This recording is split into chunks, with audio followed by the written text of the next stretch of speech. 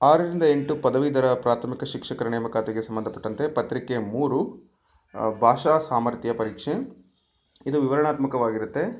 ಇದರಲ್ಲಿ ಕನಿಷ್ಠ 100ಕ್ಕೆ 60 ಅಂಕಗಳನ್ನು ಕಡ್ಡಾಯವಾಗಿ ತಗೋಬೇಕು. ಇದು ವಿಡಿಯೋ ಪಾರ್ಟ್ ನಂಬರ್ 2. ನಾವು ಈಗಾಗಲೇ ಪಾರ್ಟ್ 1ನಲ್ಲಿ 1ರಿಂದ 30ರವರೆಗೆ ಪ್ರಶ್ನೆಗಳನ್ನು ನಾವು ಅಭ್ಯಾಸ ಮಾಡಿದ್ದೀವಿ. ನೆಕ್ಸ್ಟ್ 31ರಿಂದ 32ರಿಂದ ನಾವು ನೋಡೋಣ. ಇಲ್ಲಿ ನೋಡಿ ಏನು ಕೊಟ್ಟಿದ್ದಾರೆ ಅಂದರೆ, ಇಲ್ಲೂ ಕೂಡ ಗ್ರಾಮರ್ ಪಾಯಿಂಟ್ಸನ್ನು ಕೊಟ್ಟಿದ್ದಾರೆ. ಕೊಟ್ಟಿರುವ ಪದಗಳಿಗೆ ತತ್ಸಮ ತದ್ಭವ ಬರೆಯಿರಿ ಅಂತ ಕೊಟ್ಟಿದ್ದಾರೆ. ತತ್ಸಮ ತದ್ಭವವನ್ನು ಬರೀಬೇಕು. ನೋಡಿ, ಸ್ಥಾನ, ವಿಜ್ಞಾನ. ಮತ್ತು ಏನು ಕೊಟ್ಟಿದ್ದಾರೆ ಅಂದರೆ, ಲೇಖನ ಚಿಹ್ನೆಗಳನ್ನು ಹಾಕಿ ಬರೆಯಿರಿ. ಲೇಖನ ಚಿಹ್ನೆಗಳನ್ನು ಈಗ ಎಷ್ಟೊಂದು ಜನ ತಪ್ಪು ಮಾಡ್ತಾರೆ. ಇದು ಕೂಡ ಶಿಕ್ಷಕರಿಗೆ ಬೇಕಾಗಿರ್ತಕ್ಕಂಥ ಒಂದು ಸಾಮರ್ಥ್ಯ. ಹಾಗಾಗಿ ಲೇಖನ ಚಿಹ್ನೆಗಳನ್ನು ಹಾಕಿ ಅಂತ ಕೊಟ್ಟಿದ್ದಾರೆ. ನಂತರ ಕೊಟ್ಟಿರುವಂಥ ಪದಗಳಿಗೆ ಗ್ರಾಂಥಿಕ ರೂಪ ಬರೆಯಿರಿ ಅಂತ ಕೊಟ್ಟಿದ್ದಾರೆ. ಗ್ರಾಂಥಿಕ ರೂಪ ಅಂತ ಹೇಳಿದರೆ, ಈಗ ನಾವು ಇಲ್ಲಿ ಕೊಟ್ಟಿದ್ದಾರೆ, ಹಿಂಗ ಅಂತ ಇದೆ, ಹೀಗೆ, ಇಲ್ಲದ ಹಾಂಗ, ಇಲ್ಲದ ಇರುವ ಹಾಗೆ, ಈ ರೀತಿಯಾಗಿ ಗ್ರಾಂಥಿಕ ರೂಪ ಎಲ್ಲ ಗ್ರಾಮರು. ಅನಂತರ ಜೋಡು ನುಡಿ ಅಥವಾ ದ್ವಿರುಕ್ತಿಗಳನ್ನು ಕೊಟ್ಟಿದ್ದಾರೆ. ಜೋಡು ನುಡಿಗಳು ಬೇರೆ, ದ್ವಿರುಕ್ತಿಗಳು ಬೇರೆ.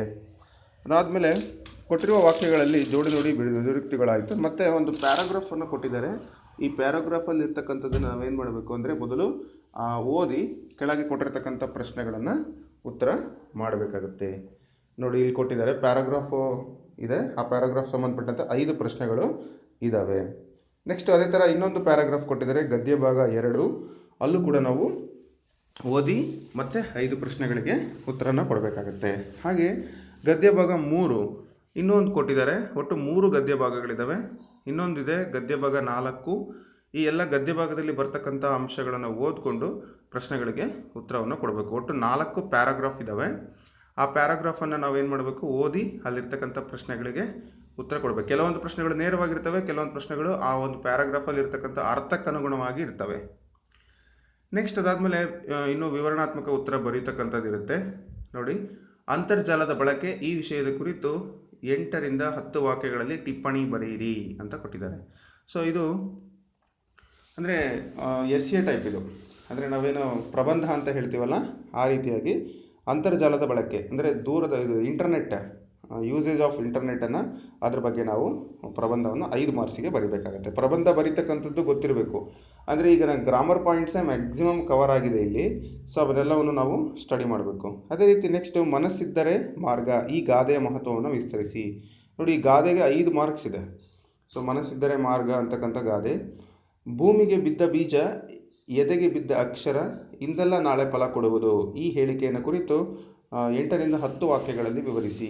ಈ ಒಂದು ಹೇಳಿಕೆ ಇದು ಅಂದರೆ ಕಾಮನ್ನಾಗಿ ನಾವು ಯೂಸ್ ಮಾಡ್ತಾ ಇರ್ತೀವಿ. ಭೂಮಿಗೆ ಬಿದ್ದ ಬೀಜ ಅಂದರೆ ಯಾವತ್ತಾದರೂ ನೆಲ ನಂಬ್ಕೊಂಡಿರೋರಿಗೆ ಮೋಸ ಆಗೋದಿಲ್ಲ, ಹಾಗೆ ನಮಗೆ ಕಲ್ತಿರೋ ಅಕ್ಷರ ಯಾವತ್ತೂ ನಮಗೆ ಲಾಸ್ ಆಗೋದಿಲ್ಲ ಅಂತಕ್ಕಂಥ ಒಂದು ಮಾತು. ಅದ್ರ ಬಗ್ಗೆ ಕೂಡ ನಾವು 5 ಮಾರ್ಕ್ಸಿಗೆ ಬರಿಬೇಕಾಗ್ತದೆ.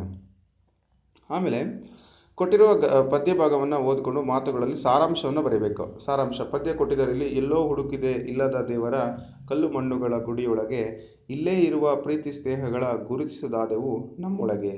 ಈ ಒಂದು ಪದ್ಯದ ಒಂದು ಸಾರಾಂಶವನ್ನು ಬರೀಬೇಕು. ಮತ್ತು ಇಲ್ಲಿ ಚಿತ್ರ ಕೊಟ್ಟಿದ್ದಾರೆ, ಇದಕ್ಕೆ ಅಭಿಪ್ರಾಯ ಬರೀಬೇಕು. 8ರಿಂದ 10 ವಾಕ್ಯಗಳಲ್ಲಿ ಈ ಚಿತ್ರ ಅಂದರೆ, ನಾವು ಈ ಚಿತ್ರ ನೋಡಿದರೆ ಚುನಾವಣಾ ಗುರುತಿನ ಚೀಟಿ ಅಲ್ಲ, ಪಡಿತರ ಚೀಟಿ ಅಂತ ಕಾಣುತ್ತೆ. ಪಡಿತರ ಚೀಟಿಯನ್ನು ಅವರು ಪಡಿತರವನ್ನು ಪಡೀಲಿಕ್ಕೆ ಸರದಿ ಸಾಲಲ್ಲಿ ನಿಂತ್ಕೊಂಡಿದ್ದಾರೆ. ಹಾಗೆ ಅದನ್ನು ಒಟ್ಟು 8 ವಾಕ್ಯಗಳನ್ನು ನಾವು ಬರೀಬೇಕಾಗುತ್ತೆ. 8ರಿಂದ 10 ವಾಕ್ಯಗಳಲ್ಲಿ 5 ಅಂಕಗಳಿಗೆ ಬರೀಬೇಕು.